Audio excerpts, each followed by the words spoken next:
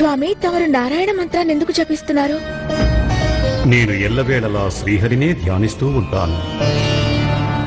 కానీ తమరు నారాయణుడు, బ్రహ్మదేవుడు త్రిమూర్తులు కదా, సరి సమానులే కదా.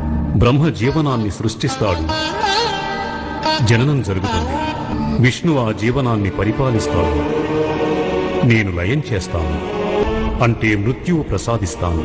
ఏదైనా సంఘటన సంభవిస్తున్నప్పుడు దాని గురించి సంపూర్ణంగా తెలియడం సాధ్యపడదు. ఆ సంఘటనానంతరమే సర్వస్వం స్పష్టంగా అవగతమవుతుంది.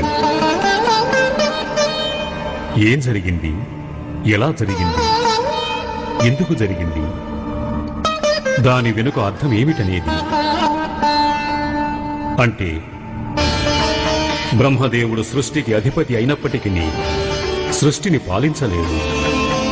తనకి మృత్యువు గురించి సంపూర్ణంగా తెలుసు. అందుకే నన్ను ధ్యానిస్తూ ఉంటాడు. విష్ణువు సృష్టిని పరిపాలిస్తున్నప్పటికీ అతనికి జనన మరణాల విలువలు తెలియవు. అందుకే బ్రహ్మదేవుని ధ్యానిస్తూ ఉంటాడు. అయితే మృత్యువుకు ముందు సంభవించే నిగూఢ సత్యం గురించి నాకంటే బాగా ఎవరికీ తెలియదు. అందుకే నేను శ్రీహరిని ధ్యానిస్తూ ఉంటాను.